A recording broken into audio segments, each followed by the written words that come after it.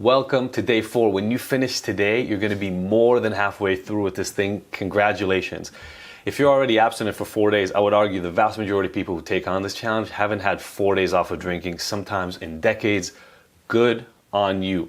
Even if you're struggling, a lot of people find it hard to even stick with trying to create change in their life around drinking for 4 whole days. So I still want to congratulate you quite a bit. Now, here's the thing, and this may come as a shock. You came to us to reduce or quit drinking, but I'm going to ask you a very different sort of question today. Alcohol has played a role in your life for as long as it has and has created problems for a reason. And today what I want you to journal about, today what I want you to write about is why has alcohol been good for you? See, a lot of people try to ignore this part of the conversation. They try to pretend like alcohol is just evil, but if we're honest about it, alcohol helped you. That's why you kept using it. And if we keep avoiding it, there's a part of you that we're hiding from, and we can't do that. Honest exploration.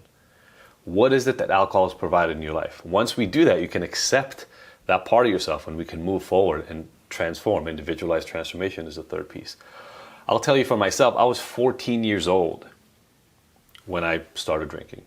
And I didn't know it at the time. I didn't have words to put to it, but I was incredibly socially anxious. Every time I was hanging out with other people, I thought I wasn't good enough, not good looking enough, not smart enough, not fast enough, not popular enough. Didn't matter, just not enough. And I was at a sleepaway camp with a bunch of people. Somebody pulled out a bottle of vodka and handed it over. And trust me, when I'm in a group of people, I'm not going to try to be different. I really wanted to fit in, so I had a drink. In order to show everybody that I was really cool, I had 3 drinks. I had 3 sips of this vodka, and it was hot vodka. I mean, it burnt all the way down. It almost made me want to throw up, but I'm not going to throw up around a bunch of people I don't know. So I did it. I fit it, and it was good. I just didn't expect what happened 15, 20 minutes later. You know what I'm talking about. When the alcohol effect started washing over me, I got this warm embrace almost, and I felt okay.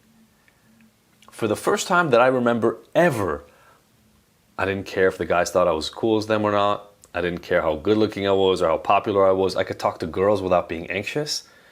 It was like magic. Nobody ever told me that something could work that well. I didn't even know what to call, even at that moment, what I had before as anxiety. I was 14 years old. But I knew something just got fixed. And from that moment on, I kept using alcohol and then weed and other things as my primary way to deal with my social anxiety. Going to a party, have a drink. Trying to hang out with a girl, have a drink. Right? Always. Constantly. That was my tool. Something similar is true for you. And I don't know if it's social anxiety, but something in your life made it so that when you had a drink, it actually made you better. And I need you to write about that today. Again, at Ignited, F shame is one of our mottos. There's something you feel shame about, something you feel weakness about, something you feel less than, worthless, anxious, stressed out about other people finding out about you. I don't need you to share this with everybody yet, but I need you to understand what it is. So that's the main lesson here for today. The next piece, of course, keep writing out those triggers, keep collecting that list that we're going to be having here. And finally, here's a tip. I said I don't need you to share this with everybody else, but here's a magic little add-on that we talk to everybody in our Ignited community about. If you can find at least one person to support you in this process, somebody that you can share that you're going through this with. I'm taking on this 7-day abstinence sampling experiment. I'm looking at my drinking. I'm taking a look under the hood, a deeper dive to understand why it is that I do what I do. If there's one person you can share that with, it's going to go a long way towards helping you fight the shame. And in the end, fighting that shame is a key ingredient to having long-term success. So you don't have to have it, and I don't know who it might be in your life, but if you can find a support and accountability partner, it will be huge. Again, 4 days in, you're almost done with this thing. We've got 3 days left. Congratulations.